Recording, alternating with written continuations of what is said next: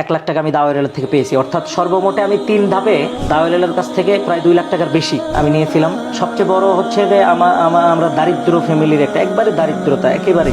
আর কষ্টের, সবচেয়ে বেশি কষ্টের দিন ওই সময়টাতে আমি একাই প্রচুর পরিমাণ কান্না করছিলাম, মানে চোখের পানি আসছিল। ওই সময়ে প্রচুর পরিমাণ আল্লাহর কাছে মনে হচ্ছে কাঁদছিলাম। এটা এজন্যই, অর্থের খুব সমস্যা, এটা আমি আমার জীবনে খুব দেখেছি। ওই দিনটা একটু ব্যতিক্রম ছিল সবার চাইতে। আসসালামু আলাইকুম ওয়া রাহমাতুল্লাহি ওয়া বারাকাতুহু। আলহামদুলিল্লাহ ওয়াহদা ওয়াসসালাতু ওয়াসসালামু আলা মা লা নাবিয়্যা বা'দা। প্রিয় দর্শক মণ্ডলী, আপনারা অবগত আছেন আমাদের কর্জে হাসানা বিষয়ে। আমরা গত রমজানে ঘোষণা দিয়েছিলাম এবং তার পরবর্তীতে মোটামুটি প্রায় 20 জনের মতো আমরা পরীক্ষামূলক কর্জে হাসানা দিয়েছি আলহামদুলিল্লাহ। তো আজকে আমরা সফরে বের হচ্ছি। আমাদের যারা বিভিন্ন সম্মানিত উদ্যোক্তা আছে তাদের ব্যবসায়িক কার্যক্রম এবং তাদের সফলতা ব্যর্থতা এবং তাদের চিন্তা চেতনা, তাদের ব্যবসার ধরন, এগুলো সব আমরা তাদের কাছে জানবো ইনশাআল্লাহ। এবং এটি একটি ভ্লগ ভিডিওর মতো হবে। আশা করছি আপনারা আমাদের সাথে থাকবেন এবং আমাদের এই পুরো সফরকে, পুরো যাত্রাকে এনজয় করবেন ইনশাআল্লাহ। আজকে আমাদের ট্যুর বগুড়া আব্দুল্লাহ রাসেলের লাল মরিচের দইয়ের দোকানে আজকে আমরা যাচ্ছি ইনশাআল্লাহ।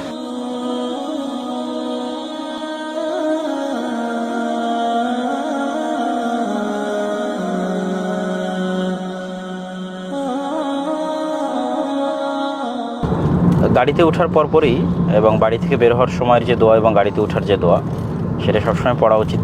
আমরাও সাধ্য অনুযায়ী চেষ্টা করি পড়ার, কেননা আসলে এটা পড়লে অন্তরে যে স্যাটিসফ্যাকশান, যে প্রশান্তিটা পাওয়া যায় এবং রাস্তাঘাটের সকল বিপদ আপদ, দুর্ঘটনা, সকল কিছু এবং নিজের নিরাপত্তা, গাড়ির নিরাপত্তা, সব কিছু আল্লাহর উপর সমর্পণ করার যে প্রশান্তি, এইটা আসলে যারা নিয়মিত পাঠ করে তারাই ফিল করে। তা আমরা চেষ্টা করি, আব্বুর থেকেও শিখেছি, আমরা নিজেরাও চেষ্টা করি গাড়িতে উঠলে দোয়া পড়ার এবং আমাদের ড্রাইভারকেও স্মরণ করিয়ে দেওয়ার যে সে যেন দোয়া পড়ে। তো আব্দুল খালেক, তুমি গাড়িতে ওঠার দোয়া পড়ো এবং বাড়ি থেকে বের হওয়ার দোয়া পড়ো এবং আমরাও পড়ছি। বিসমিল্লাহি তাওয়াক্কালতু আলাল্লাহ লা হাওলা ওয়ালা কুওয়াতা ইল্লা বিল্লাহ সুবহানাল্লাযী সাখখারা লানা হাযা ওয়া মা কুন্না লাহু মুকরিনিন ওয়া ইন্না ইলা রাব্বিনা লামুনকালিবুন। অর্থ আশা করি আপনারা জানেন। ওই আল্লাহর নামে বাড়ি থেকে বের হচ্ছে, তাওয়াক্কালতু আলাল্লাহ, যার প্রতি আমাদের সকল কিছুর দায় দায়িত্ব এবং ভরসা। আর যিনি ব্যতীত, লা হাওলা ওয়ালা কুওয়াতা ইল্লা বিল্লাহ, যে আল্লাহ সুবহানাহু ওয়া তাআলা ব্যতীত আসলে শক্তি, সামর্থ্য এগুলো পৃথিবীতে আর কারো আছে, এটা সম্পূর্ণরূপে এখানে নাফি, নাবোধক বাক্য ব্যবহার করা হয়েছে। যে পৃথিবীতে আর কোনো কিছুরই কোনো শক্তি নাই, পৃথিবীতে আর কোনো কিছুরই কোনো ক্ষমতা নাই। ক্ষমতা এবং শক্তি একমাত্র আল্লাহ সুবহানাহু ওয়া তাআলার। এইটা হৃদয় থেকে ফিল করার যে প্রশান্তি, এটা আসলে বলে বোঝানো যায় না যে আল্লাহ পৃথিবীর সকল শক্তিকে না করে দিচ্ছেন। যে না ড্রাইভারের কোনো শক্তি আছে, না এই গাড়ির নিজস্ব সেফটির কোনো শক্তি আছে, না আসলে আমি প্রসিদ্ধ কেউ বা আমার আশেপাশে পরিচিত লোকজন আছে বা আমার সরকারের উপর মহলে পরিচিত, তাদের কোনো শক্তি আছে, কারো কোনো শক্তি নেই। শক্তি একমাত্র আল্লাহর, অর্থাৎ ভরসা একমাত্র আল্লাহর উপর। আর তারপরে যেটি সংক্ষিপ্ত দোয়া সুবহানাল্লাযী সাখখারা লানা হাযা ওয়া মা কুন্না লাহু মুকরিনিন ওয়া ইন্না ইলা রাব্বিনা লামুনকালিবুন। এটির সংক্ষিপ্ত অর্থ হচ্ছে যে আমরা যে গাড়িতে আরোহণ করেছি, এই গাড়িটা তো আসলে আমাদের অধীনস্থ করা হয়েছে। তো যখন আমরা হয়তো উট, গরু, তারপরে ঘোড়া এগুলোতে আরোহণ করতাম, তখনও সেম দোয়া ছিল। তো অনেক সময় সেটার সাথে আমরা গাড়িতে আরোহণের দোয়াটাকে কিন্তু মিলাতে পারি না। যে ঠিক আছে, উটকে আল্লাহ আমাদের অধীনস্থ করে দিয়েছে, আমাদের অধীনস্থ আল্লাহ গরু বা ঘোড়া করে দিয়েছে, গাড়ি কিভাবে আল্লাহ আমাদের অধীনস্থ করলো? তো গাড়িকেও যে আসলে অধীনস্থ করা যায়, এটা একটু সূক্ষ্ম মাথায় যদি আপনি চিন্তা করেন, যে এই গাড়িটা যেই তেল দিয়ে চলতেছে, সেই তেলটাকে মানুষ তৈরি করেছে? মানুষ তৈরি করেনি। এই তেল কিন্তু মাটির নিচ থেকে আল্লাহ সুবহানাহু ওয়া তাআলার দেওয়া। মানে বিজ্ঞানীরা কোনো ল্যাবরেটরিতে বের করেছে, তেল আবিষ্কার করেছে, এরকম নয়, আল্লাহর দেওয়া সম্পূর্ণরূপে। তথা এই গাড়িটা যে শক্তির উপর ভিত্তি করে চলতেছে, ওই শক্তিটা আমাদেরকে আল্লাহ সুবহানাহু ওয়া তাআলা দিয়েছে। এবং এই গাড়ির ধরেন যদি, যেমন আমাদের এটা হচ্ছে এই গাড়িটাকে কি বলে আব্দুল খালেক? এটা কি গাড়ি জানো? এই যে ব্যাটারি থাকে না, ব্যাটারি থাকা গাড়িগুলোকে কি বলে? হাইব্রিড। এটা আমাদের হাইব্রিড গাড়ি। তো হাইব্রিড গাড়িতে ব্যাটারি থাকে। তো ব্যাটারি যে পদার্থ দিয়ে তৈরি হয়, ওই পদার্থ যদি আপনি গবেষণা করেন, তাহলে ওইটা সম্পূর্ণরূপে আল্লাহ সুবহানাহু ওয়া তাআলার দেওয়া সিস্টেমকে জাস্ট মানুষ ইউজ করেছে। তথা ওই দুর্লভ পদার্থগুলো পৃথিবী থেকে সংগ্রহ করতে হয়েছে, সংগ্রহ করে সেটাকে ব্যাটারি হিসেবে কাজে লাগাতে হয়েছে। আমরা যে ব্যাটারি তৈরির কথা বললাম, যে হাইব্রিড গাড়িতে যে জিনিসগুলোতে ব্যাটারি তৈরি হয়, লিথিয়াম, কোবাল্ট ইত্যাদি পদার্থর সংমিশ্রণ ঘটিয়ে আসলে ব্যাটারিকে তৈরি করা হয়। তো এই পদার্থগুলো তো আসলে মানুষ নিজেরা আবিষ্কার করতে পারে না। এগুলো পৃথিবীর বিভিন্ন জায়গায়, যেমন হয়তো আফ্রিকার কঙ্গো, এরকম বিভিন্ন জায়গায় দুর্লভ আকারে পাওয়া যায়। সেগুলো সংগ্রহ করে নিয়ে এসে ব্যাটারিটা তৈরি করা হয়। তাহলে দেখেন, গাড়ি যে তেল দিয়ে চলতেছে সেটাও মানুষ তৈরি করেনি, গাড়ি যে ব্যাটারি দিয়ে তৈরি চলছে চলতেছে সেটাও মানুষ তৈরি করেনি। এবার গাড়ির বডিতে আসেন, গাড়ির এই ফুল বডি মানুষ কিন্তু কোনো ল্যাবরেটরিতে তৈরি করেনি। আল্লাহ সুবহানাহু ওয়া তাআলার দেওয়া কোনো না কোনো কিছুকে পরিবর্তন করে ইউজযোগ্য, ব্যবহারযোগ্য করে এটাকে তৈরি করা হয়েছে। এই গাড়ির কোনো একটা জিনিসও মানুষের নিজস্ব নয়, পুরোটাই আল্লাহ সুবহানাহু ওয়া তাআলার। তাহলে ওই কথা কিন্তু এখনও ঠিক থাকতেছে যে সুবহানাল্লাযী সাখখারা লানা হাদা, মহাপবিত্র মহান সেই সত্তা যিনি এই গাড়িকে আমাদের অধীনস্থ করেছেন, তেলকে শক্তিতে পরিণত করেছেন, ব্যবহার উপযুক্ত করে দিয়েছেন আমাদের জন্য, ব্যাটারিকে করেছেন, গাড়ির বডিকে করেছেন, ঠিক আছে, গাড়ির সকল পার্টসকে করেছেন। তাহলে পুরো ক্রেডিটটা আমরা দিয়ে দিচ্ছি আল্লাহ সুবহানাহু ওয়া তাআলার উদ্দেশ্যে। এটা যে কী পরিমাণ অন্তরে প্রশান্তি দেয় তা বলে বোঝানো যাবে না। তারপরে আমরা কি বলতেছি, যদি আল্লাহ সুবহানাহু ওয়া তাআলা আমাদের এই শক্তি না দিতেন তাহলে কখনোই আমরা এটি করতে পারতাম না, এই গাড়িকে আমাদের অধীনস্থ করতে পারতাম না। আল্লাহ তৌফিক দিয়েছে, আমরা সক্ষম হয়েছি। ওয়া ইন্না ইলা রাব্বিনা লামুনকালিবুন, আর আমরা আসলে পৃথিবীতে ক্ষণস্থায়ীভাবে আছি, একদিন আমাদের প্রতিপালকের কাছে ফিরে যেতে হবে। তাহলে ইসলামের প্রত্যেকটা দোয়ার মধ্যে দেখবেন যে আল্লাহর প্রতি ভরসা এবং আল্লাহর প্রতি সকল দায় দায়িত্ব দেওয়া এবং পুনরায় পরকালের কথা স্মরণ করিয়ে দেওয়া, এই জিনিসগুলো কমন থাকে। তো আলহামদুলিল্লাহ আমরা সেই দোয়াটা পড়ে নিলাম। আল্লাহ সুবহানাহু ওয়া তাআলা আমাদের এই যাত্রাকে মঙ্গলময় করুন, কল্যাণময় করুন। প্রিয় দর্শকবৃন্দ, আমরা রাজশাহী থেকে বগুড়া যাচ্ছি। তো রাজশাহী থেকে বগুড়া যাওয়ার আসলে কয়েকটা রাস্তা আছে, তার মধ্যে একটা রাস্তা নাটোর হয়ে যায়, যেটাতে বেশিরভাগ বাস সহ সব কিছু চলাফেরা করে, আর একটা রাস্তা নওগাঁ হয়ে বগুড়া। তো নওগাঁ হয়ে বগুড়া এই রাস্তাটা খুব ভালো, ভাঙ্গাচোরা তেমন একটা নাই, এই জন্য আমরা বেশিরভাগ এই রাস্তাতে যাতায়াত করি। তো আমরা জামিয়া সালাফি থেকে বের হয়ে এখন নহাটা ব্রিজ পার হচ্ছি। এই যে বর্ষা মৌসুমে নহাটার যে নদী, বারনই নদী রাজশাহীর, যেটা মূলত আত্রাই নদীর একটা শাখা নদী, মাশাআল্লাহ অনেক সুন্দর টইটম্বর পানি। যাত্রাপথের সময়গুলোকে আসলে হয় জ্ঞানার্জন বইয়ের পিছনে অথবা আল্লাহ সুবহানাহু ওয়া তাআলার জিকির স্মরণের পিছনে লাগানো উচিত। আমরা আসলে কোনোটাই সেভাবে পারি না। তবে আমার আব্বুকে দেখি, শেখ আব্দুর রাজ্জাক বিন ইউসুফ, উনি যাত্রাপথের সময়কে হয় গাড়িতে আরাম করার জন্য অথবা জিকির, তাসবিহ, তাহলিল সেটার পিছনে লাগান, বিশেষ করে সকাল সন্ধ্যার জিকির। আর আমি চেষ্টা করি টুকটাক বই পড়তে, যদি মন ভালো থাকে সবসময় চেষ্টা করি গাড়িতে ওঠার সময় কোনো না কোনো একটা বই নিতে, আর মাঝে মধ্যে সেটা খুলে পড়ে দেখতে।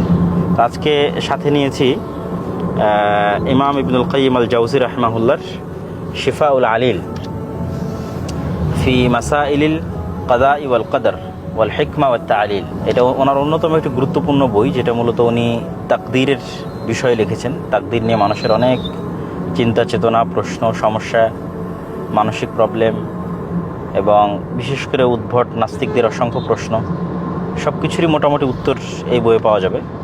কিছু প্রকাশনী আছে এক খণ্ডে প্রকাশ করেছে, কিছু 2 খণ্ডে প্রকাশ করেছে। তো সেটাই আজকে টুকটাক আমরা পড়ার চেষ্টা করছি। বিলের সুন্দর সুস্বাদু মাছের জন্য এই রোডে, নহাটা থেকে মোহনপুর এই রোডের যে কোনো বাজারে, একদম সাবাই হাট হয়ে, মান্দা হয়ে, সতীহাট হয়ে, এগুলো বাজারে প্রচুর মাছ ওঠে আশেপাশের বিলের। কি আব্দুল খালেক ঠিক আছে না? ওঠে না? আজকে আমাদের সফর সঙ্গী হিসেবে আমাদের আল ইতিসাম টিভির 2 জন দায়িত্বশীল, মাহফুজ আব্দুল মমিন এবং আমাদের ড্রাইভার আব্দুল খালেক। যদিও আমাদের পরিচিত ড্রাইভার আপনাদের সবার কাছে মাসুম আঙ্কেল, তবে আব্দুল খালেকও আমাদের নতুন ড্রাইভার, সেও মাশাআল্লাহ ভালো গাড়ি চালায়। মাসুম আঙ্কেল যেমন ভালো গাড়ি চালায়। তো আমরা অবশ্য মাসুম আঙ্কেলকে মিস করতেছি, কোনো সমস্যা নেই, উনি আব্বুর সাথে বেশি থাকে তো এই জন্য। এই যে সামনে বামে কুসুম্বা মসজিদ, ওখানে যাওয়া যেতে পারে। আচ্ছা ঠিক আছে, কুসুম্বা মসজিদ তাহলে 2 মিনিটের দূরত্ব একটু দেখে নিই আমরা।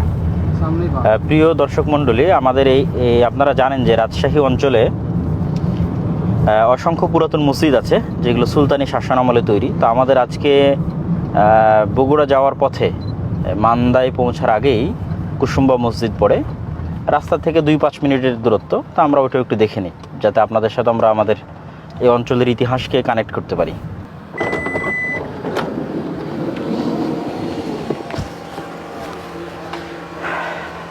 আলহামদুলিল্লাহ আমরা কুসুম্বা মসজিদে পৌঁছে গেছি। কুসুম্বা মসজিদ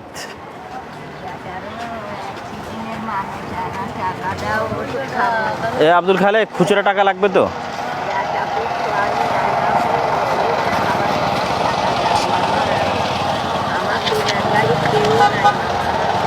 আমার হাতে তো দুটো 10 টাকা।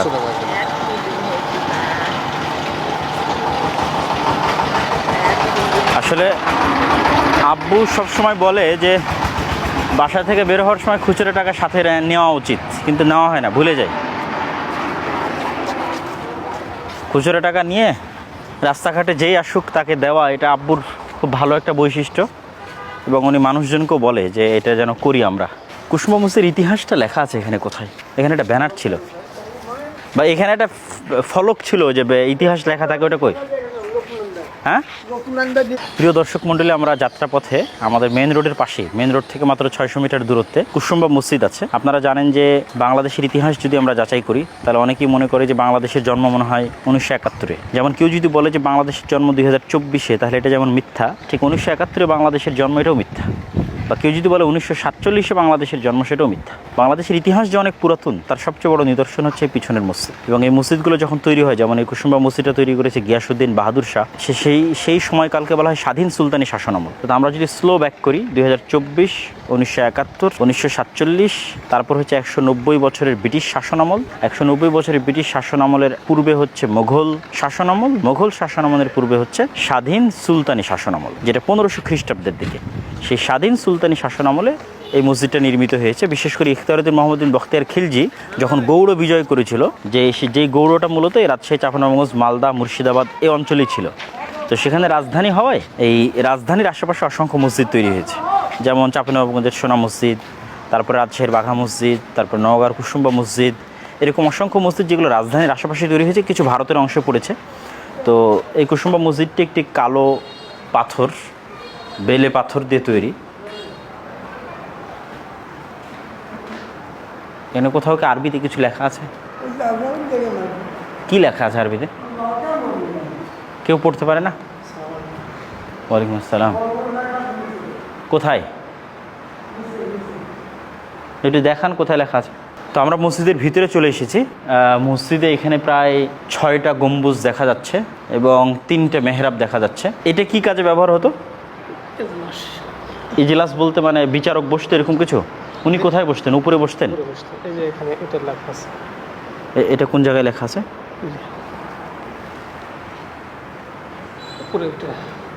উপরে কোন অংশটাতে? ছোট্ট ছোট্ট চারকোনা পাথর আছে না উপরে, যে ওই যে চারকোনা পাথর। আচ্ছা আচ্ছা আচ্ছা আচ্ছা, কালেমা লেখা আছে প্রথমে। তারপরে কি লেখা আছে? আল আলেম আল আদিল, আমি একটু পড়ি থামে। আল মুজাফফর হুসাইন আল সুলতান শাহ আল হুসাইন সুলতান মিয়া। এখানে 910 হিজরি। হ্যাঁ হ্যাঁ, একটু আমার হাতে দেন, এটা একটু ক্যামেরায় ধরো। এখানে আমরা এই মসজিদের গায়ে যেটা লেখা আছে সেটার একটা পিকচার দেখাচ্ছেন। আপনি এখানকার কে হন? উনি এখানকার পেশমাম ভাইয়ের নাম? আপনাকে দেখছেন আব্দুল্লাহ না? জি আব্দুল্লাহ। আপনার নাম? ওবায়দুল হক। ওবায়দুল হক। আচ্ছা, উনি আমাদের চিনতে পেরেছে, জাযাকাল্লাহ খায়ের। এটা আরেকবার একটু বের করে। তো এই জায়গাটা হচ্ছে আব্দুল মুমিন, ওই অংশটা বুঝতে পেরেছিস কি কোনটা? ওই যে চারকোনা ছোট্ট, আরও একটু জুম কর, ওই চারকোনা ছোট্ট জায়গায় এটা লেখা আছে। তো এখানে যেটা লেখা আছে, প্রথমে কালিমা লেখা আছে লা ইলাহা ইল্লাল্লাহ মুহাম্মদ রাসূলুল্লাহ। তারপরে সম্ভবত যেই সুলতান এটা তৈরি করেছেন তার নাম লেখা আছে, যা সুলতান আল আলেম আল আদিল, তথা সুলতান জ্ঞানী ন্যায়পরায়ণ শাসক।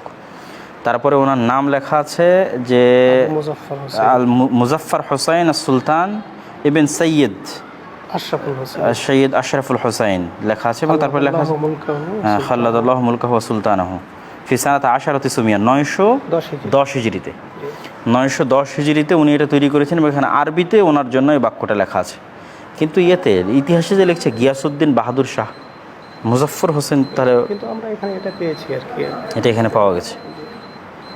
এই জায়গায় কি আলাউদ্দিন নাকি? আলাউদ্দিন দুনিয়া নাকি এরকম আলাউদ্দুনিয়া উদ্দিন আবুল মুজাফফর হোসেন শাহ আর সুলতান ইবন সৈয়দ আশরাফুল হোসেন। এই লেখাটা একটু লিখি দেখি। আলাউদ্দিন আবুল মুজাফফর হোসেন, আলাউদ্দিন আবুল, আমাদের খতিব সাহেব এটা তর্জমা লিখছে আর কি। আমরা আসলে প্রথমে গুগলে সার্চ দিয়ে দেখলাম যে লেখা আছে গিয়াসউদ্দিন বাহাদুর শাহ এটা তৈরি করেছেন, কিন্তু আমি ভেতরে আসার পর এবং আমাদের পেশিমা, আপনার নাম কি বললেন? ওবায়দুল হক। উনি আমাদের এখানে একটা নাম ফলক, যেটা মসজিদের সাথেই লেখা ছিল আরবিতে, সেই নাম ফলকটা উনি আমাদের দেখালেন এবং ওটা উনি কাছ থেকে ছবি তোলা আছে নাম ফলকের, সেটা আমরা পড়লাম এবং সেটা আমরা অনুবাদও আপনাদের শুনিয়েছি। তো ওখানে স্পষ্টভাবে লেখা আছে যে আলাউদ্দিন হোসেন শাহ, যাকে আমরা চিনি। আলাউদ্দিন হোসেন শাহ একটা প্রসিদ্ধ বাদশাহ, গৌড় যে রাজধানী, সেই রাজধানী, সেখান থেকে তিনি শাসন চালাতেন। আসলে তিনি এই মসজিদটা তৈরি করেছেন এবং তার শাসনামলে এই মসজিদটা তৈরি হয়েছে। তো এই তথ্যটা আমাদের সংযুক্ত করার দরকার ছিল। তো এটা বলা যায় 910 হিজরি, এক্সাক্ট লেখা আছে যে 910 হিজরিতে এই মসজিদটা তিনি তৈরি করেছেন। তো আল্লাহ সুবহানাহু ওয়া তাআলা তাদের কাজ এবং তাদের শাসন ব্যবস্থা এবং তাদের যে ইতিহাস এবং ঐতিহ্য সেটিকে কবুল করুক। এবং আমরা যে কথা বারবার বলে থাকি যে বাংলাদেশের ইতিহাস 2024 বা 1947 বা 1971 শুরু নয়, অনেক পূর্বের ইতিহাস এবং আমরা অনেক পূর্ব থেকে একটি স্বাধীন জাতি। তো সেই স্বাধীনতা, মুসলমানদের স্বাধীনতা, ইসলাম ও দ্বীনের স্বাধীনতা, সেটির আলামত এই পুরাতন মসজিদগুলো। আবারও দেখা হচ্ছে ইনশাআল্লাহ। আসসালামু আলাইকুম ওয়া রাহমাতুল্লাহি ওয়া বারাকাতুহু। তো অনেক শুকরিয়া, ভালো লাগলো আপনার সাথে আপনাদেরকে দেখা, এবং এটা ভালো করেছেন। এটা আপনাদের একটা বই লেখে ওর মধ্যে যুক্ত করে দিবেন। বই লেখা আছে, অবশ্য বইটা দেখান তো ভাইয়া। শেষ হয়ে গেছে। শেষ হয়ে গেছে।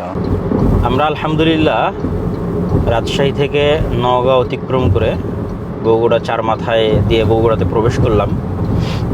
এটা হচ্ছে রংপুর ঢাকা যে হাইওয়ে 4 লেন, আর বগুড়া শহরের দুই পাশ দিয়ে যে বাইপাস আছে সেই বাইপাসের এটা চার মাথার সাইডের বাইপাস, যেটা শাকপালার এদিক থেকে গিয়ে ওইদিকে মাটিডালিতে উঠে, সেটা দিয়ে আমরা এখন যাচ্ছি ইনশাল্লাহ। আমরা যাব শাহজাহানপুর বড় পাথার, যেখানে লাল মরিচের একটা শাখা আছে সেখানে ইনশাল্লাহ।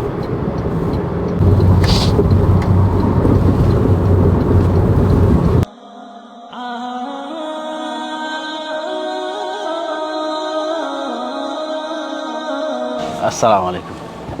আলহামদুলিল্লাহ আমরা আমাদের লাল মরিচের যে কারখানা, সেই কারখানায় আমরা পৌঁছে গেছি। আব্দুল্লাহ রাসেল আমাদের স্বাগতম জানালো। সালাম আলাইকুম, ভালো আছেন? আলহামদুলিল্লাহ। তো আমরা যদিও বিস্তারিত কথা পরে শুনবো সব কিছু, তো আমরা লাল মরিচের কারখানায় এসে থামলাম। এটা কতখানি জমির উপর আব্দুল্লাহ রাসেল? এটা সর্বমোট 1800 এদিকে 18 শতাংশ আছে, তার মধ্যে 9 শতকের উপরে শুধু আপনার ইয়ে ওঠানো আছে। মানে মূল কারখানাটা 9 শতকের উপর আছে। জি, আর ওটাও মানে মোটা 18 শতাংশ। আচ্ছা, ওটাও একটা কাজ মাশাআল্লাহ। বাকি আছে। এখানে তাও দৈনিক কত দই উৎপাদন করো? কত বলতে আপনার দুধ 8 মণ 9 মণ প্রতিনিয়ত, এর বেশিও লাগে। আচ্ছা, তো বেশিরভাগ সময় 8 মণ 9 মণ। শুধু কি দই না অন্য কিছু হয়? মিষ্টান্ন, বিভিন্ন মিষ্টান্ন, সন্দেশ, সবকিছু আলহামদুলিল্লাহ। মিষ্টান্ন সন্দেশ, মাশাআল্লাহ। তো ঠিক আছে, আমরা বিস্তারিত আরও শুনবো। আমরা এখানে জোহরের সালাত আদায় করব, এবং যেহেতু সফরে আছে সেহেতু জোহর আসর জমা করব। জোহর আসর জমা করে আমরা আমাদের বাকি যে ভিজিটগুলো আছে সেগুলোতে যাবো ইনশাল্লাহ। প্রিয় দর্শক মণ্ডলী, আপনারা জানেন যে আজকে আমরা লালমরিচ, যে আমাদের বগুড়ার ঐতিহ্যবাহী দই ভিত্তিক আব্দুল্লাহ রাসেলের যে কোম্পানি বা দোকান লালমরিচ, সেটির কারখানায় আজকে আমরা এসেছি। আমরা সরাসরি আব্দুল্লাহ রাসেলের কাছ থেকে শুনবো দই তৈরির প্রসেস, এবং আব্দুল্লাহ রাসেল আমাদের ঘুরিয়ে দেখাবে যে কিভাবে সেই কারখানায় দই তৈরি করে বা কিভাবে সাধারণত দই তৈরি করা হয়। আসসালামু আলাইকুম। সর্বপ্রথম আমরা দুধ ক্রয় করি, আর আমাদের নির্ধারিত কিছু জায়গা আছে, যে জায়গাগুলো থেকে আমাদের প্রতিনিয়তই দুধ, আমাদের নিজস্ব গাড়ি আছে অথবা ওই লোকের গাড়ি ঠিক করে দেওয়া আছে, নিয়মিত দুধ এখানে পৌঁছে দেয়। কিছু খামার ঠিক করা আছে। প্রথমত ওই খামার থেকে সকালবেলা যতটুকু দুধ লাগবে, 8 মণ 9 মণ 10 মণ 11 মণ যেটাই লাগুক, 2-3 জনকে বলে দেওয়ার পর তারা সংগ্রহ করে ঠিক এখানে 9টা থেকে 10টার মধ্যে পৌঁছে দেয়। তারপরে 10টার পরে আমাদের জালে, সকাল 9টা 10টা, জি সকাল 9টা 10টার মধ্যে এখানে পৌঁছে সেটা জালে ওঠানো হয়। ওঠানোর পরে জাল হচ্ছে এটা দেখতে পাচ্ছি নাকি আব্দুল্লাহ রাসেল? জালে ওঠানোর পরে এটা প্রায় আপনার 5 থেকে 5.5 ঘন্টা আমরা জাল দিই।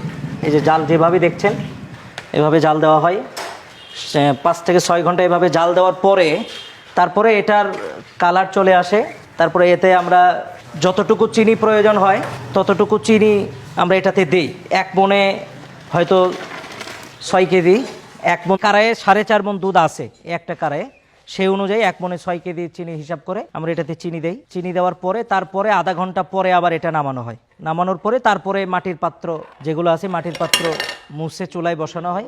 এগুলোতে দই ঢালার পরে তারপরে ঢেকে দিতে হয় মাটির পাত্রে। আপনার মাটির পাত্রগুলোতে, চাচা পাত্র নিয়ে আসেন তো, চাচা ওখান থেকে ইয়ে নিয়ে আসেন পাত্র। প্রথমে মাটির পাত্রটা নামানোর পর এখান থেকেই অল্প অল্প করে পাত্রগুলোতে উঠানো হয়। যে এই কারাই থেকেই, উঠানো কারাই থেকেই ওই চুলার চতুর্পাশে এই সরাগুলো মাটির এই নিয়ে এসে যে কোনো একটা, হ্যাঁ একটা নিয়ে এসেন। সরাগুলো কত করে ওজনের হয়?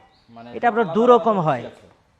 এটা আসলে কোনটাতে কতখানি থাকে? একটা হচ্ছে 500-র উপরে থাকবে, আরেকটা থাকবে 650-700 এর ভিতরে। সাধারণত 500 গ্রামের। 500 গ্রাম 2 রেট। এটা 700 গ্রাম। মানে মোটে 3টা রানিং কিন্তু একটা চুক্তি ভিত্তিক। সংক্ষিপ্ত ভিজিট করবো এবং আমরা নিজেরা একটু খেয়েও দেখবো যে আসলে লালমরিচের দই কেমন। জি ঠিক আছে, আমরা আগে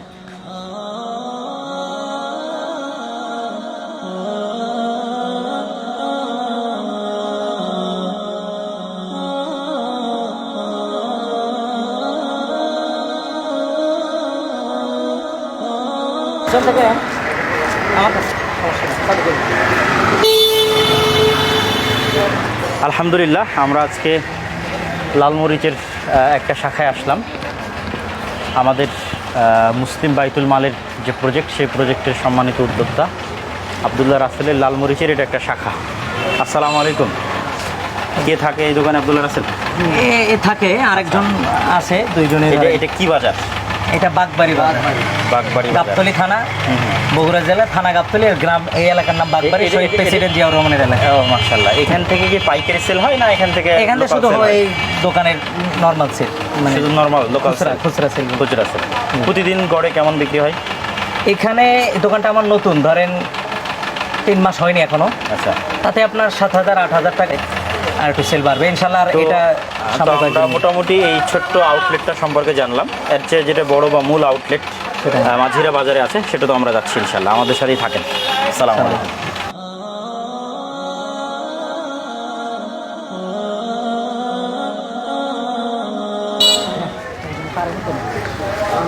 আসসালামু আলাইকুম। এবং দইয়ের সাথে একটু চিড়াও অনেকেই হয়তো অল্প অল্প অল্প অল্প অনেক জায়গাতে, বিশেষ করে আমি রূপগঞ্জে দেখেছি যে দইয়ের সাথে মানুষ চিড়া খায়। দেখি আমরা আজকে কেমন লাগে। আব্দুল সালাম ভাই দেখেছি। একটু বসি। আগে তো বৈশাখে হ্যাঁ। হালখাতা দই ছিঁড়েই হতো, বিসমিল্লাহ। মূল খাবার ছিল আগে। এখন আধুনিক হয়ে গেছে। আলহামদুলিল্লাহ, মাশাআল্লাহ, জি, খুব সুন্দর। রাসেল, দই কয় ধরনের? দই কি সব মিষ্টি? মিষ্টি টক দই, টক দইও হয়। আপনার টক দই আপনার অনেক আগে অনেক বলে দেয়। জি, মাশাআল্লাহ। তো আমরা কয়টা নিন? দই দিয়ে চিড়া একটু টেস্ট করে এই তো দেখলাম, ভালো আছে। আলহামদুলিল্লাহ খুব ভালো লাগলো আমাদেরকে। তো আমরা এখান থেকে আজকের মতো বিদায় এটা নিচ্ছি। পিপি দেন তো। এবং রাসেলের যে বিজনেস হিস্ট্রি লালমরিচের, সেটা আমরা একটু ঠান্ডা জায়গায় বসে শুনবো ইনশাল্লাহ। সম্মানিত দর্শক মণ্ডলী, তো এখানে আমরা আবদুল্লাহ রাসেলের সাথে লালমরিচের ইতিহাস সম্পর্কে সংক্ষিপ্ত একটু কথা শুনবো। মোটামুটি আমরা লালমরিচের সকল বিষয় আপনাদের সামনে তুলে ধরেছি, শুধু একটু হিস্ট্রি। তো আবদুল্লাহ রাসেল, তোমার কাছে এটা জানার বিষয়, অনেকের মনে প্রশ্ন থাকতে পারে যে সাধারণত মাদ্রাসায় পড়াশোনা করে বা আলেম ওলামা বা দাওরায়ে হাদিস পাশ করে তুমি জামিয়া সালাফি থেকে পড়াশোনা করেছো, সাধারণত মানুষ ব্যবসায় আসতে ইতস্ত বোধ করে, যে আলেম মানুষ বা হুজুর মানুষ, যেটা আমাদের কালচারাল ল্যাঙ্গুয়েজে বলি বা সামাজিক লোকাল ল্যাঙ্গুয়েজে বলি, তারা ব্যবসা করবে, এটা একটু ভিন্ন দৃষ্টিতে দেখে মানুষ। তো তুমি কিভাবে এই সাহসটা অর্জন করলা যে তুমি ব্যবসা করবা? এটার পিছনের আসলে কারণটা কি, হিস্ট্রিটা কি? আসসালামু আলাইকুম।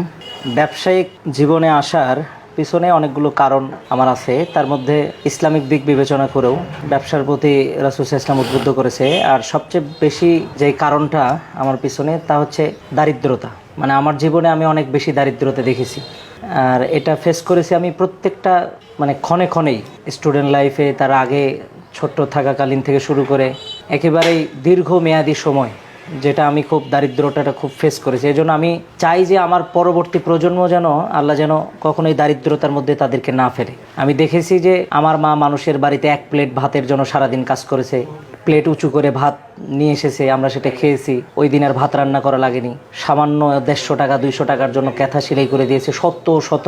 তারপরে আমার বাবা 17 বছর শুধু পায়ে পেডেল করে ভ্যান চালিয়েছে, তারপরে আরও প্রায় 10-12 বছর অটোরিকশা চালিয়েছে। সবচেয়ে বড় কথা, দারিদ্রতাটাই আমার মেইন কারণ বলতে পারেন, যে আমি দারিদ্রতা থেকে মুক্ত হওয়ার চেষ্টায় আমি চাই যে ব্যবসায়িকভাবে আল্লাহ যেন আমাকে সফল করে, যাতে আমি কিছু অর্থ উপার্জন করে অন্তত আমার পিতামাতার অতীতের যেই কষ্ট, এটার কিছু সাধক করার চেষ্টা করতে পারি। আল্লাহ যেন এই তৌফিক দেয়।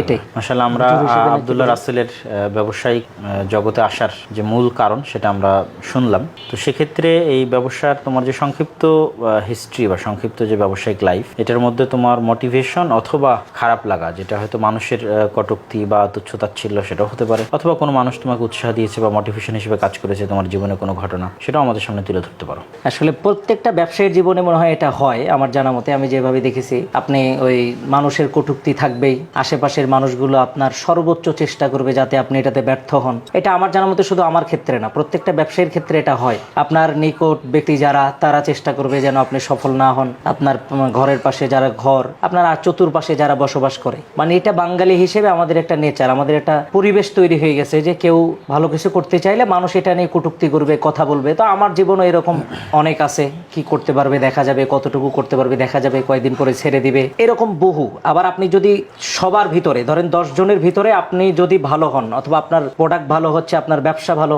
তখন ওই 9 জন সর্বোচ্চ চেষ্টা করবে আপনার বিরোধিতা করার।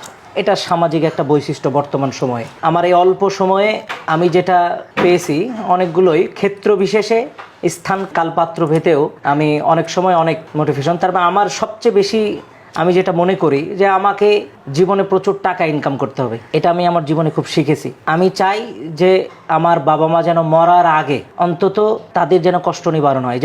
যেমন এখন আমার বাবা সকালবেলা থেকে রাত্রি 12টা পর্যন্ত দোকানদারি করে। আমি ফজরের পরে দোকান থেকে, ফজরের পর মানে 5:30 6টা থেকে দোকানদারি করে বলতে তোমার সাথে না নিজ এলাকায়? আমার নিজের একটা শোরুমে। ও মানে তোমার সাথে লালমরিচের একটা শোরুমে। সকালে আমি 8টা পর্যন্ত হয়তো থাকি, 8টা 8:30 9টা, তারপরে আব্বা আসে, আবার রাত 11টা 12টা পর্যন্ত থাকে। এখনো যে কষ্টটা, আবার আমার মা ধরেন প্রতিদিন 10 জন 8 জন 9 জন মানুষের রান্না, মানে এখনো কষ্ট নিবারণ হয়নি। তো এমন পর্যায়ে যেতে হবে যাতে আমি ইচ্ছা করলেই, চাইলেই আমার বাবা মাকে যে কোনো কিছু আমি করে দিতে পারি। এটা আমার, যখন আমার বাবাকে হজে নিয়ে যেতে মন চাইলো আমি যেন প্রতি বছর নিয়ে যেতে পারি, আবার আমার বাবা কোথাও ঘুরতে নিয়ে যেতে মন চাইলো নিয়ে যেতে পারি, বাবা মা যা চাইলো সেটা দিতে পারি। এই রকম সামর্থ্য আমার দরকার। আমরা যদি সারমর্ম করি তাহলে তোমার সবচেয়ে বড় মোটিভেশন ব্যবসায় আসা এবং সবচেয়ে এখন পর্যন্ত টিকে থাকার মূল পিছনে কারণ হচ্ছে পিতামাতার কষ্ট দূর করা। জি, এটাই সারমর্ম হিসেবে বলা যায়। জি। এবং তোমার যে মনের স্বাদ পিতামাতাকে কষ্টবিহীন অবস্থায় পৃথিবী থেকে যেন তারা বিদায় নিতে পারে, হজ বা উমরা করানো, আমরা সবাই দোয়া করি আল্লাহ সুবহানাহু ওয়া তাআলা যেন এগুলো দ্রুত তোমার ধন সম্পদে বরকত দেওয়ার মাধ্যমে এটা যেন বাস্তবায়ন করার তৌফিক দান করে, আল্লাহুম্মা আমিন। মানুষের একটা বড় আগ্রহের বিষয় সেটা হচ্ছে যে বগুড়ার দই, বিভিন্ন জেলার অনেক কিছু বিখ্যাত থাকে, তো বগুড়ার দই বিখ্যাত। তোমার দইয়ের ব্যবসা চয়েস করার পিছনে কি মূল কারণ এটি যে তুমি বগুড়াতে তোমার বাড়ি এবং বগুড়ার বিখ্যাত জিনিস দই, এটাই কারণ, না অন্য কোনো কারণ আছে, বা দই ব্যবসা সম্পর্কে তুমি অতীতে কিছু জানতে? তো আমি যদি প্রশ্নটা সারমর্ম করি, দুটো প্রশ্ন। দই ব্যবসায় কি জন্য আসলে, এবং বগুড়ার দই অন্য দইয়ের তুলনায় কেন বিখ্যাত? আমার ব্যবসা আসার, শুধু দইয়ের ব্যবসায় আমি করব এটা আসলে মূল চিন্তা ভাবনা না, এটা আসলে সূচনা। ইনশাআল্লাহ আল্লাহ যদি চাহে এটা আমার ব্যবসার সূচনা হবে। এর বাহিরেও আমার বিভিন্ন ব্যবসার পরিকল্পনা এবং কার্যক্রম কিছু আছে এবং চলমান, এটা সূচনা বলতে পারেন। আর দইয়ের ব্যবসার আসার সূচনা কেন হলো, মানে এটাই দিয়ে কেন শুরু করলাম, মানে আমি চাচ্ছিলাম যে এমন একটা পণ্য, এমন একটা ব্যবসা করা যেটা মানুষের দৈনন্দিন জীবনের প্রয়োজন। আর দই বগুড়ার মানুষের দৈনন্দিন বলতে পারেন। কেন? বগুড়ার পরিবেশটা এমন যে মেহমান বাড়িতে যাবে, দই না নিয়ে গেলে তার কাছে মানুষের মনে হবে না। আবার একজন মেহমান বাসায় আসলো, তাকে দই না খাইয়ে বাড়িতে পাঠাবে, এরকম পরিবেশ মানে বগুড়াতে তৈরি হয়ে গেছে। এই জন্য দইয়ের চাহিদাটা ব্যাপক, এবং এই লক্ষ্য নিয়েই এই ব্যবসাটাতে শুরু করা। বগুড়ার দইয়ের যে খ্যাতিটা, এটার পিছনে রহস্য কি? এটা সবচেয়ে বড় রহস্য হচ্ছে আপনার প্রসেসিং, তৈরির যে পদ্ধতি, এটা আদি যুগ থেকে, বহু বছর আগ থেকে যে পদ্ধতিটা, মাটির পাত্রে নেওয়া, আগুনের চুলায় জাল দিয়ে সেটাকে আবার ঢেকে রাখা, এই পদ্ধতিটাই সবার চাইতে আলাদা হয়, যার কারণে এর স্বাদটাও সবার চাইতে ভিন্ন হয়। মাশাআল্লাহ। আর এমনি লালমরিচ নাম রাখার পিছনে কারণ কি? আসলে লালমরিচ নাম রাখার পিছনে আমার কয়েকটা কারণ। তার মূল একটা হচ্ছে যে আমি শুরু থেকে ভাবছিলাম যে এমন কিছু নাম রাখতে হবে যেটা মানুষের একবার শোনার পরে অন্তত তার জীবিত থাকাকালীন সে মনে রাখতে পারে যে এই নামে একটা জিনিস আছে। এমন একটা জিনিসের নাম রাখতে হবে যেটা বগুড়ার বিখ্যাত হয়। কোনো স্থান, যেমন সাতমাতা নিয়েও ভাবছি, মহাস্থানগড় নিয়েও ভাবছি, শেষে প্রোডাক্ট, যে কোন প্রোডাক্টটা বগুড়ার বিখ্যাত। তো গোটা এশিয়া মহাদেশে বগুড়ার মরিচটা বিখ্যাত ঝালের দিক দিয়ে। এই জন্যই মূলত দুইটাকে কেন্দ্র করে একটা আনকমন হতে হবে, ইউনিক হতে হবে, মানুষের একবার শোনার পরে মানুষের যেন দীর্ঘ মেয়াদী সময় যেন তার মনে রাখে, মাথায় রাখতে পারে এরকম। আর দ্বিতীয়ত একটা মানে বগুড়ার একটা প্রোডাক্ট যেটা বিখ্যাত। কথায় লালমরিচ নামটা যেমন আনকমন, ঠিক তেমন বগুড়ার ঐতিহ্যের সাথে সম্পর্ক আছে। এই দুইটাই মূল কারণ। মাশাআল্লাহ। আমরা মোটামুটি শেষের দিকে চলে এসেছি। এখানে লাস্টে আমরা দুটো প্রশ্নের উত্তর তোমার থেকে নিব। প্রথমত হচ্ছে পুরো ব্যবসায়িক লাইফের কোন একটা সারমর্ম শিক্ষা যেটা তুমি নতুন ব্যবসায়ীদের উদ্দেশ্যে বা নতুন উদ্যোক্তাদের উদ্দেশ্যে তুমি বলতে চাও। সবচেয়ে বড় কথা ব্যবসায়িকদের ক্ষেত্রে অনলাইন ব্যবসা আমার তোমার জানা মতে বাস্তব জীবনের শিক্ষা থেকে। যে আমার এই অল্প অভিজ্ঞতায় 3.5 বছরের ব্যবসায়িক অভিজ্ঞতায় আমি পরিশ্রম অনেক করেছি, কারণ নিজের ব্যবসা, নিজের পরিশ্রম করা জরুরি। একজন মানুষ নিজে যদি তার ব্যবসায় পর্যবেক্ষণ না করে, আমার জীবনের সবচেয়ে বেশি আমি যেটা শিক্ষা পেয়েছি যে নিজে খুব ভালোভাবে পর্যবেক্ষণ করতে হবে। আর যে ব্যবসাটা আমি করি, এই ব্যবসার সামান্য থেকে মানে একেবারে শুরু থেকে যদি খাদ্য প্রোডাক্ট হয় তাহলে তার শুরু থেকে শেষ পর্যন্ত প্রোডাক্টের যে প্রসেসিং, খাদ্য তৈরির যে প্রসেসিং, এটা আপনার জানা থাকতে হবে, তাহলে আপনাকে কেউ ফাঁকি দিতে পারবেন। আর যদি অন্য প্রোডাক্ট হয় সেটাও একবারে সাপ্লাই থেকে শুরু করে সেলসম্যান পর্যন্ত, তারপরে কাস্টমারের কাছে যাওয়া, এর পুরাটা আপনাকে নিজের অভিজ্ঞতা থাকতে হবে। আর নতুন ব্যবসায়ীদের ক্ষেত্রে যেটা সবচেয়ে বড় কথা, ব্যবসায়ী বের হতে, রাস্তায় নামতে হবে। রাস্তায় নামলে রাস্তা তৈরি হয়ে যায়। আর আমাদের শেষ প্রশ্ন হচ্ছে, পুরো ব্যবসায় তোমার কোনো স্পেশাল যদি স্মৃতি থাকে যে বিশেষ কোনো দিন সবচেয়ে কষ্টময় অথবা খুব ভালো আনন্দময়, কোথাও থেকে কোনো সহযোগিতা অথবা দুঃখ কষ্ট, সাহায্য সহযোগিতা যেটাই হোক, এটার একটা তুমি সারমর্ম দিবা আর কি, বিশেষ কোনো দিনের স্মৃতি এবং মানুষের থেকে পাওয়া ফিডব্যাক ভালো মন্দ। আমার এই 3 বছরের একটু বেশি সময়ের এই ব্যবসার অভিজ্ঞতায় সবচেয়ে বড় হচ্ছে যে আমরা দারিদ্র ফ্যামিলির একবারে দারিদ্রতা একেবারে। আর কষ্টের সবচেয়ে বেশি কষ্টের দিন ধরেন একদিন ঈদের দিনে আমি আমার ফ্যামিলিকে, মানে সবাই কষ্ট করে আমার ফ্যামিলির, এই ব্যবসা শুরুতে সবাই খুব কষ্ট করেছে, তো ফ্যামিলিকে বাসায় পাঠিয়েছি। পাঠানোর পরে এখানে আমরা 3 জন ছিলাম, আমি এবং আমার কর্মচারী 2 জন। তো ঈদের সালাতের পরে মানে কি খাবো এইটা আর কি করা হয়নি, রান্নাও করা হয়নি, কিছু করা হয়নি। দুপুরবেলাটা আমি ওদেরকে একটা খাওয়ার ব্যবস্থা করে দুপুরবেলা এইভাবে কাটিয়েছি। রাতের বেলা ফ্রিজের ওই মানে আগের দিনের একটা তরকারি ছিল, ওই তরকারিটা বের করে আমি আবার যারা নিচে তাদেরকে মানে খাবার কিনতে পাঠিয়েছিলাম কোথাও, মানে মাঝিরা ঈদের দিনে সমস্ত দোকান বন্ধ ছিল। তারপরে আমি অন্য জায়গা থেকে তাদের খাবার করছি, 2 জনের করছিলাম, কিন্তু আমারটা দেখলাম ওদের 2 জনেরই হবে না। তখন ওই ফ্রিজ থেকে ওটা বের করে আমি গ্যাসে গরম করছিলাম। আর ওই সময়ে ওই খাবারটা খাওয়ার সময় আসলে ক্ষুধা ছিল, সারাদিনে তো মানে তেমন কিছু খাওয়া হয়নি ঈদের দিন। ওই সময়টাতে আমি একাই প্রচুর পরিমাণ কান্না করছিলাম, মানে চোখের পানি আসছিল। আর আমি ওই সময়ে খাবার শেষ হওয়ার পরেই আমি ওই 2 রাকাত সালাত পড়ছিলাম, ইশার সালাত হয়ে গেছে, আমি নিজে 2 রাকাত সালাত পড়ে ওই সময়ে প্রচুর পরিমাণ আল্লাহর কাছে মনে সাথে কাঁদছিলাম। এটা এজন্যই, অর্থের খুব সমস্যা, এটা আমি আমার জীবনে খুব দেখেছি। তো ওই দিনটা একটু ব্যতিক্রম ছিল সবার চাইতে। আল্লাহর কাছে খুব কাঁদছিলাম সেদিন জায়নামাজে। কাঁদার পরে আল্লাহর কাছে অনেক কিছুই বলছিলাম যাতে আমি সফল হতে পারি। কারণ ওই যে আপনাকে বললাম যে দারিদ্রতাটা আমি খুব ক্ষণে ক্ষণে দেখেছি, এটা আমার জীবনে বড়। এই দিনের যদি আমরা সারমর্ম করি, যে এটা একটা ঈদের দিন, যে ঈদের দিনে আসলে ফ্যামিলিকে বাসায় পাঠিয়ে দেওয়া হয়েছে, কিন্তু আসলে মূলত রান্নার কেউ ছিল না, আমরা রান্না কেউ করতে পারি না, কিন্তু কাজের সুবাদে যেহেতু দই বিক্রি করতে হবে এবং ঈদের দিনে সবচেয়ে বেশি বিক্রি এবং আসল, সেহেতু তোমাকে কারখানা সংশ্লিষ্ট জায়গায় থাকতে হয়েছে। এবং কারখানা সংশ্লিষ্ট জায়গায় থাকতে গিয়ে আসলে রান্নার মতো কোনো ব্যবস্থা হয়নি এবং ব্যস্ততা এবং পুরো একটা ঈদের দিন আসলে না খাওয়া অবস্থায় পার হতে হয়েছে। এটা আসলেই খুবই দুঃখজনক এবং কষ্টকর একটা দিন যদি আমরা সিরিয়াসলি এটাকে নিই, যে ঈদের মতো একটা আনন্দের দিন যেখানে মানুষের ব্যাপক প্রস্তুতি থাকে, কিন্তু একজন উদ্যোক্তা তার রিজিকের সন্ধানে তাকে বিনা খাবারে সেই দিনটা পার করতে হয়েছে। তো এটা আমাদের জন্য, ভবিষ্যৎ যারা উদ্যোক্তা আসবে তাদের জন্য খুব ইন্সপিরেশন বা মোটিভেশন হবে যে আসলে কতটা দূর পর্যন্ত একটা মানুষ ত্যাগ করতে পারে তার নিজের ব্যবসাকে সামনের দিকে এগিয়ে নিয়ে যাওয়ার। আর সব লাস্টে সেটা হচ্ছে যে সর্বোপরি তুমি তোমার আত্মীয় স্বজন অথবা বন্ধু বান্ধব আশপাশ থেকে কেমন সাপোর্ট পেয়েছো? কটূক্তি করার মানুষ তো অনেক আছে বা তুচ্ছতাচ্ছিল্য করার মানুষ তো অনেক আছে, সাপোর্টের কথা 2-1টা বলে আমরা আমাদের আজকে ভিডিওটা শেষ করে দিই ইনশাআল্লাহ। কিন্তু সহযোগিতা সবচেয়ে বেশি আমি পেয়েছি ধরেন আমার বোন, তারপরে আমার বোন জামাই।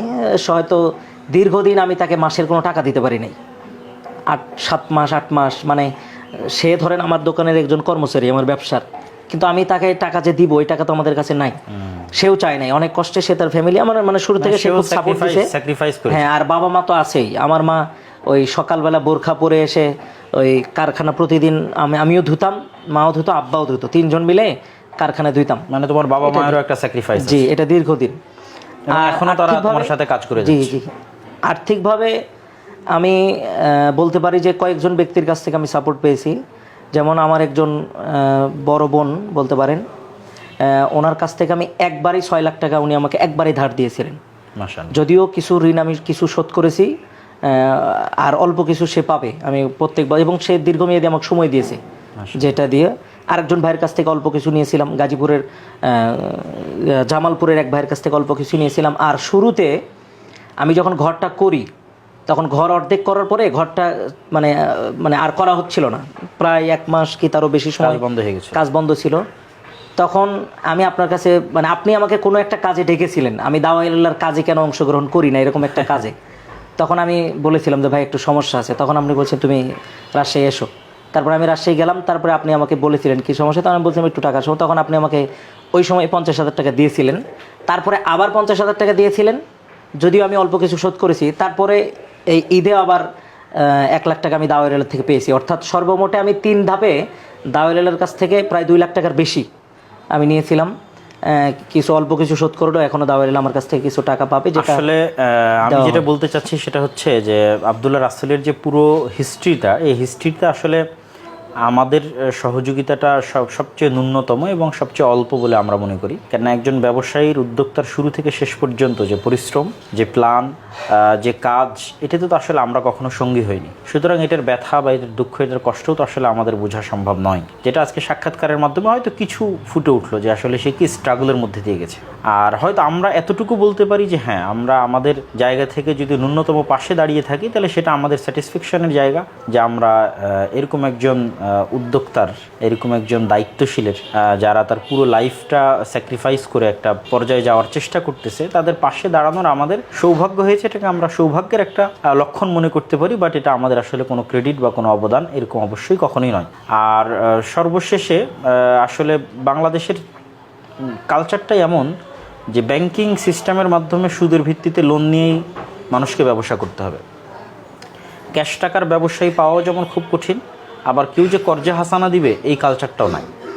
তো লাস্ট তুমি 2টা বাক্য বলবা যে আসলে কর্জে হাসানার কালচারটা আমাদের মধ্যে তৈরি করা উচিত কিনা মুসলিম সমাজের।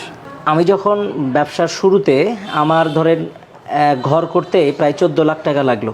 তো তখন বেশ কিছু ব্যাংকের ম্যানেজার আমার কারখানায় আসছিল, একটাই কারণে যে আমাদের থেকে ওই লোন নেন। কিন্তু আমরা তো আল্লাহ সুবহানাহু ওয়া তাআলার অশেষ মেহেরবানিতে এবং সর্বোচ্চ মৃত্যুবরণ করলে আমরা তাদের নিকটে যাব না, এটা তো চিন্তাধারা। সেই ক্ষেত্রে আমাদের জীবনে যেমন আমার জীবনে যেমন কর্জে হাসানার খুবই জরুরি মানে জরুরত ছিল, প্রয়োজন ছিল। কারণ একটাই যে আমাদের মানে আর্থিকভাবে আমরা পরিবার সচ্ছল, আমরা হচ্ছে সুদে যাব না, জি, আবার আমার ব্যক্তিগত ক্যাশ নাই, ফলত কর্জে হাসানার এটা শুধু আমার ক্ষেত্রে বললাম, কিন্তু আমার জানা মতে প্রত্যেকটা মানুষের, যারা বিশেষ করে দেখুন আমরা দেখেছি অনেক মানুষ যারা যখন কোথাও কোনো পরিবেশ পাচ্ছে না, অথচ 5 ওয়াক্ত সালাতি মানুষ, তা অনেক পরহেজগার মানুষ, কিন্তু কোথাও কোনো পরিবেশ না পেয়ে তখন তারা দেখা যাচ্ছে যে বিভিন্ন মাধ্যম দিয়ে এই সুদের পন্থায় তারা পা বাড়ায়। কিন্তু জি, সমাজে যদি এটার প্রচলন ব্যাপক হারে থাকে যে আপনি নির্দ্বিধায় সুদবিহীন কর্জে হাসানা চালু দিচ্ছেন, তখন অনেক মানুষ এটার মাধ্যমে অল্প দিনেই তার পরিবারের দারিদ্রতা থেকে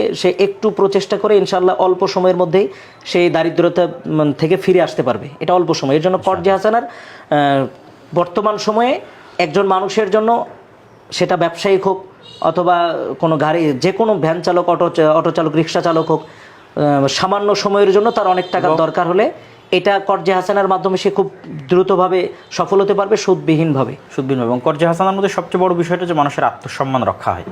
এটা মানুষকে যখন দান বা সাদকা করা হয় তখন এখানে তার আত্মসম্মানটা নষ্ট হয়, কিন্তু কর্জে হাসানা মানে সে টাকাটা আবার ফেরত দিবে। এই জন্য আসলে কর্জে হাসানা বিষয়টা একটা সমাজে সুদের বিরুদ্ধে যুদ্ধ করার জন্য খুবই জরুরি। তো আমরাও চেষ্টা করছি, আপনারাও নিজ নিজ ব্যক্তিগত উদ্যোগ, সামাজিক উদ্যোগের জায়গা থেকে সুদের বিরুদ্ধে যুদ্ধ করার জন্য আপনাদের গ্রামে দেখেন, আপনাদের অঞ্চলে দেখেন কত ক্ষুদ্র ঋণের প্রতিষ্ঠান আছে।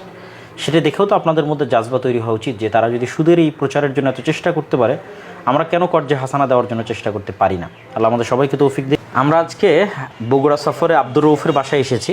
আব্দুর রউফের একটু সংক্ষিপ্ত পরিচয় দিয়ে আমার ডান পাশে বসে আছে। আমরা যখন প্রথম দাওয়া ইলাল্লাহর করোনা কেন্দ্রিক যে ফ্রি অক্সিজেন বিতরণের কাজ শুরু করেছিলাম, তখন বগুড়ার বিভিন্ন মেডিকেলে নিরলস পরিশ্রম করে যারা ফ্রি অক্সিজেনের কাজে সহযোগিতা করেছিল এবং পাশাপাশি দাওয়াইল্লাহর বিভিন্ন যে উদ্ধার কার্যক্রম, যেমন ফেনীর উদ্ধার কার্যক্রম সহ আরও বিভিন্ন উদ্ধার কার্যক্রম, সেগুলোতে যাদের অবদান অনেক বেশি ছিল তার মধ্যে অন্যতম একজন হচ্ছে আব্দুর রউফ।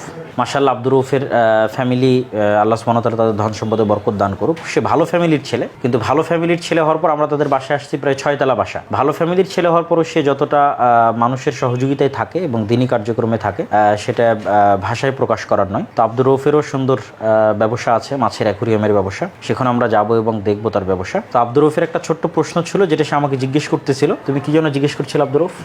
আমি মূলত জিজ্ঞাসাটা এরকম ছিল যে আপনাদের পুরো কার্যক্রম আমি শুনলাম, জানলাম, তো আমার যেহেতু একটা ব্যবসা আছে, আমি যদি আপনাদের কোনোভাবে সহযোগিতা করতে পারি, এর কোনো অপশন আপনাদের আছে কিনা? মাশাআল্লাহ। তো আমরা বগুড়ায় যখনই আসি না এখন আব্দুর রউফ সেটার খোঁজ খবর রাখে। আজকে আমরা আব্দুর রউফের বাসাতেই খাওয়া দাওয়া করবো দুপুরের। তো আব্দুর রউফের আগ্রহ হচ্ছে যে আমাদের এই কর্জে হাসানার যে কার্যক্রম, এইটাতে তার পক্ষ থেকে সে কোনো সহযোগিতা করতে পারবে কিনা, কেননা তারও নিজস্ব ভালো ব্যবসা আছে এবং তার ফ্যামিলিও ভালো ফ্যামিলির সাথে বিলং করে। তো আপনারা জেনে খুশি হবেন যে আমরা শুধু আমাদের নিজস্ব ফান্ড থেকে কর্জে হাসানা দিচ্ছি এরকম নয়, বরং আপনারাও আর দাওয়াইল্লাহর যে মুসলিম বাইতুল মাল, যে কর্জে হাসানা প্রজেক্ট, আমরা এটার নাম দিয়েছি মুসলিম বাইতুল মাল। এই মুসলিম বাইতুল মালে আপনারা আপনাদের, যেমন মানুষ ব্যাংকে টাকা পয়সা রাখে, ঠিক সেরকম এখানেও আপনারা আপনাদের টাকা জমা রাখতে পারবেন, আমানত বা ডিপোজিট হিসেবে জমা রাখবেন। অনেকের মনেই হয়তো সন্দেহ থাকে যে সে সাধারণ যে সুদী ব্যাংক, কনভেনশনাল ব্যাংক, সেটার থেকে সে রাখলে অনেক সময় শর্ত রাখে সুদ নিব না। আবার অনেক সময় ইসলামী ব্যাংকের মধ্যেও মানুষের অন্তরে সন্দেহ কাজ করে যে আসলে প্রকৃত অর্থে সেগুলো সুদমুক্ত কিনা। এরকম অসংখ্য মানুষকে আমি জানি যারা ইসলামী ব্যাংকে টাকা রেখেও কোনো মুনাফা নেয় না এবং কনভেনশনাল ব্যাংকে টাকা রেখেও কোনো মুনাফা নেয় না। তো সেক্ষেত্রে আপনাদের জন্য এটি সুবর্ণ সুযোগ,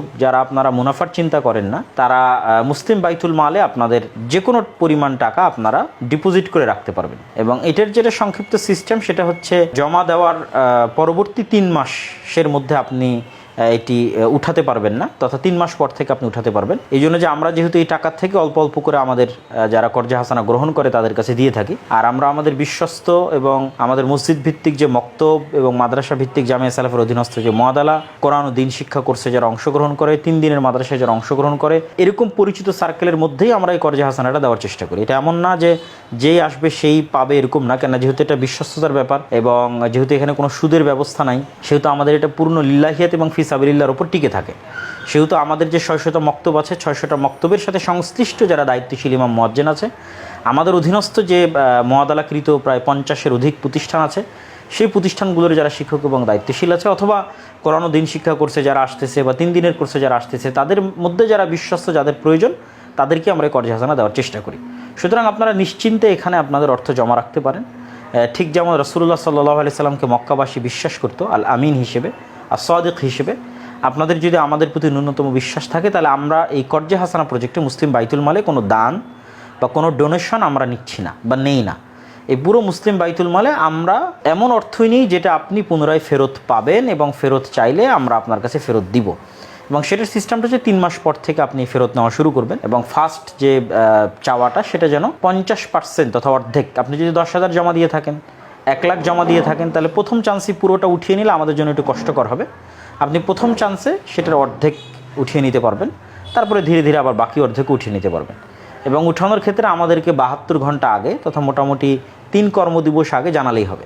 আর এই পুরো সিস্টেমটা অনলাইনে। আব্দুর রউফ, তোমার জন্য পরিষ্কার করে বলি যে আমাদের যে ওয়েবসাইট আছে Nibras Islamic research foundation nirf.org.bd, সেই ওয়েবসাইটে গেলে কর্জে হাসানার অপশানে গেলে তুমি তোমার জন্য অ্যাকাউন্ট ওপেন করতে পারবা। সাইন আপ করে তোমার পাসওয়ার্ড সেট করে অ্যাকাউন্ট ওপেন করলে তুমি যখন লগ ইন করবা, তোমার জন্য একটা ড্যাশবোর্ড আসবে। ওই ড্যাশবোর্ডে তুমি তোমার অপশান দেখতে পাবা ডিপোজিট এবং অনলাইনে পেমেন্ট।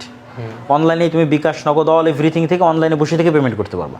পেমেন্ট করার পর তোমার জন্য একটা অ্যাকাউন্ট নাম্বার ক্রিয়েট হয়ে যাবে এবং তোমার ওখানে দেখাবে যে তুমি এত টাকা ডিপোজিট করেছো এবং তোমার কাছে একটা রসিদ চলে যাবে। ওই লিঙ্ক থেকেই যখন তুমি আবার টাকা উত্তোলন করতে চাইবে, অনলাইন থেকে আবেদন করবে, তোমার ওখানে অটোমেটিক ব্যাঙ্ক অ্যাকাউন্ট দেওয়া থাকবে, সেই ব্যাঙ্ক অ্যাকাউন্টে আমরা আবার টাকা ফেরত পাঠিয়ে দেবো। তো আমাদের এই কর্জে হাসানা প্রজেক্টে আমরা কোনো দান বা কোনো ডোনেশন নিচ্ছি না, বরং অন্যান্য ব্যাংকে আপনারা যেভাবে টাকা রেখেছেন সেরকম নিশ্চিন্তে মুসলিম বাইতুল মালে MBM-এ আপনাদের টাকা জমা রাখতে পারেন এবং যে কোনো সময় সেই টাকা উঠিয়ে নিতে পারেন। এভাবেই আপনারা আমাদের সহযোগিতা করতে পারেন এবং এইভাবে গ্রাম বাংলায় যারা দিন এবং মসজিদ মাদ্রাসার সাথে সম্পৃক্ত, তাদেরকে স্বাবলম্বী করার, তাদেরকে উদ্যোক্তা হিসেবে গড়ে তোলার এই মহৎ কাজে সম্পৃক্ত হতে পারেন। সম্মানিত দর্শক মণ্ডলী, আব্দুর রউফের গল্প আপনাদের সামনে করছিলাম। তো আব্দুর রউফের যে ব্যবসার কথা বলছিলাম, আব্দুর রউফের ব্যবসা হচ্ছে মাছের অ্যাকুরিয়ামের ব্যবসা। তো আব্দুর রউফ, তুমি একটু শোনাও তোমার ব্যবসা সম্পর্কে। মাছের অ্যাকুরিয়ামের ব্যবসা সম্পর্কে আমি একদম অজানা বললেই চলে, মানে কোনো নলেজ নাই বললেই চলে। ম্যাক্সিমাম মানুষ এই সম্পর্কে মানে ওইভাবে ধারণা রাখে না। আচ্ছা, এই মাছগুলো কি রিয়েল মাছ? সব অরিজিনাল। অ্যাকুরিয়ামের জন্য কি বিশেষ মাছ তৈরি হয় না হ্যাঁ, সব একটা বিলের মাছও সেখানে রাখা যাবে? সেগুলো আলাদা হয়, কিছু এক্সোটিক মাছ আছে সেগুলো আলাদাভাবে কালেক্ট করা আছে। আচ্ছা আর এগুলো যেগুলো দেখতেছেন সবগুলো হাইব্রিড, মানুষের জেনেটিক মডিফাই করে তোলা। আচ্ছা, যেখানে এটা একটা আছে, এটা প্রায় অরিজিনাল, এর ওইভাবে মানে জেনেটিক ভাবে মডিফাই করা হয়নি, মানে অ্যামাজন এরিয়ার দিকে মাছ। আর বাদ বাকি যেগুলো দেখতেছেন এখানে সবগুলো আপনার জেনেটিক ভাবে মডিফাই করা। আচ্ছা, এই মাছগুলোর কি বিশেষ কোনো নামকরণ আছে যে এটা এই মাছ, এটা এই মাছ? এটা হচ্ছে গোরামি, যেটা বাংলাদেশে খলিশা বলা হয়। আচ্ছা, খলিশার মতো। হ্যাঁ, খলিশার মতনই ওদেরই একটা প্রজাতি, জেনেটিক্যালি ডেভেলপ করা আছে। হ্যাঁ। এটা হচ্ছে টাইগার বাব আছে এর ভিতরে, তারপরে এখানে আছে প্লাটি, সাথে কিছু মলি আছে। এটা রেড ক্যাপ, এটা হচ্ছে গোল্ডফিশের একটা জাত, এটা হচ্ছে অ্যাঞ্জেল। আর নিচে আপনার টিনফয়েল বার্ব আছে। কেউ যদি এই ধরনের মাছের এই যে অ্যাকুরিয়াম করে, এই হ্যাঁ। পানিটা কতদিন পর পর চেঞ্জ করা লাগে? এটা আমরা বলি এর ভিতরে বেনিফিশিয়াল ব্যাকটেরিয়া থাকতে হবে। হ্যাঁ, এটা রেখে দিয়ে আপনার পানি পরিবর্তন করবেন। অনেকে আছে যে একদিনে 2 থেকে 3 বারও পরিবর্তন করে, কিন্তু আমরা মিনিমাম বলি 1 মাসের আগে পানি চেঞ্জ দিবেন না। আর চেঞ্জ দিলেও মিনিমাম আপনার অর্ধেক পুরাতন পানি থাকবে আর অর্ধেক নতুন পানি থাকবে। তো কি যেন একটা ব্যাকটেরিয়ার কথা বললো, ওটা কি বাইরে থেকে দিতে হয়? না, ওটা অটোমেটিক পানির ভিতরে তৈরি হয়। অটোমেটিক মাছ থাকার কারণে অটোমেটিক তৈরি হয়। হ্যাঁ, এটা হয় কি বায়োলজিক্যাল বিষয় তো, যখন পানির ভিতরে যে অক্সিজেন ফ্লো হচ্ছে হইতে হইতে এর ভিতরে একটা ব্যাকটেরিয়া তৈরি হয়, হ্যাঁ, অ্যামোনিয়াস বলা হয়। এটা আপনার অ্যামোনিয়া নষ্ট করে দিয়ে পানিটাকে আপনার মাছের থাকার উপযোগী করে। এই জন্য পুরাতন পানির কিছু অংশ রাখতেই হবে। হ্যাঁ, বুঝতে পেরেছি। আর এই মাছগুলো কতদিন বাঁচে? এইটা আপনার গড়ে 2.5 থেকে কিছু কিছু মাছ আছে 50 বছর 100 বছরও বাঁচে। 2.5 থেকে 50-100 বছর পর্যন্ত বাঁচে? হ্যাঁ। বাপরে বাপ। এরকম হয় না যে 1-2 বছরের মধ্যে মাছ মারা যাচ্ছে, এরকম এটা স্বাভাবিক। যে মাছ হয় কি, এটা পানির জিনিস, অনেকেই পানির প্যারামিটারটা বুঝে না। মানে কখনো পানি অ্যাসিডিক হয়ে যেতে পারে, অ্যালকালাইন হয়ে যেতে পারে, এটা অনেকেই বুঝে উঠতে পারে না। আবার আরেকটা কারণে মাছ মরে, অনেকে খাবার বেশি দেয়। আচ্ছা, এবার আমরা একদম লাস্টে আসি। এটার দামটা নির্ধারণ করে কিসের উপর? এরিয়া, ছোট বড়, মাছ বেশি কম, কিসের উপর দামটা নির্ভর করে? অ্যাকোরিয়ামটা না, এটার উপরে কোনোভাবে ডিপেন্ড করে না। এমনও হইতে পারে যে আপনার এই যে ছোট্ট একটা অ্যাকোরিয়াম, এইটার দাম আপনার 10,000 ছেড়ে যেতে পারে। 10,000 ছেড়ে যাবে। অথচ এই একটা অ্যাকোরিয়ামের দাম 10,000 টাকা। এটা একটা তাহলে কিসের উপর ডিপেন্ড এটা করে? হচ্ছে ভিতরে আপনি কিভাবে ডেকোরেশন করতেছেন, কিভাবে সাজাচ্ছেন, সেটার উপর পুরোটা ডিপেন্ড। মাছের কোয়ালিটির উপর নির্ভর করতে পারে। মাছ কত সুন্দর, এটার উপর নির্ভর করতে পারে। হ্যাঁ। আচ্ছা, আবার কত রেয়ার মাছ, এইটা যদি জিজ্ঞেস করি এটার দাম কত? এটা 10,000। 10,000। হ্যাঁ। আর এই যে এগুলো এগুলো এখানে যেগুলো আছে না, এগুলো হচ্ছে আমাদের সব ডিসপ্লে, এগুলো সাইজের অ্যাকোরিয়াম হয় না। আবার এখানে মাছ আছে 50 টাকা জোড়ারও মাছ আছে, মানে 25 টাকা পিস। আবার নিচে আছে 30 টাকা জোড়ারও মাছ আছে। আর এইটা কি এখানে কোনো মেশিন সেট করা আছে অক্সিজেন বের এটা করার আমাদের জন্য? উপরে একটা বড় মেশিন সেটআপ করা থাকে, ওটা থেকে বাবল আসে। আচ্ছা, ওটাতে আমরা যখন কেউ নিজের বাসায় নিয়ে গেল তখন বাবল কিভাবে আসবে? তখন যেটা আসবে সেটা আমাদের ছোট ছোট মেশিন আছে।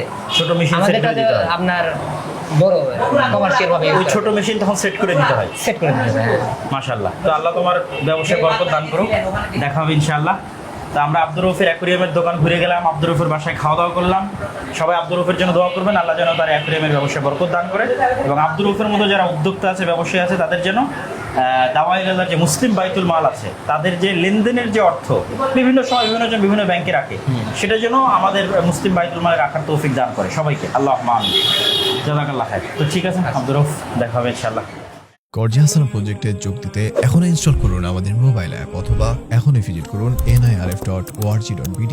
মুসলিম বাইতুল মালে ক্লিক করে যান সাইন আপ অপশনে, লিখে দিন আপনার নাম, মোবাইল নম্বর ও ইমেল, সাথে সেট করুন পাসওয়ার্ড। এরপর নির্বাচন করুন নিবন্ধনের প্রকার এবং তারিখ, আপনার পেশা, এনআইডি নাম্বার ও বর্তমান ঠিকানা পূরণ করুন। নীতিমালা মেনে নিচ্ছেন এতে টিক দিন, আর সবশেষে ক্লিক করুন সাইন আপ। তাহলেই তৈরি হয়ে যাবে আপনার অ্যাকাউন্ট। এরপর কর্জনিতে ক্লিক করুন নতুন কর্জে হাসানা, আর অর্থ জমা দিতে অর্থ জমা দানে ক্লিক করলে দেখতে পাবেন ডিপোজিট অপশন। এরপর ডিপোজিটে ক্লিক করে জমার পরিমাণ দিয়ে সাবমিট করে দিন। এবারে কার্ড, মোবাইল ব্যাংকিং বা নেট ব্যাংকিং যে কোনো মাধ্যম ব্যবহার করে সম্পূর্ণ করুন জমাদান প্রক্রিয়া।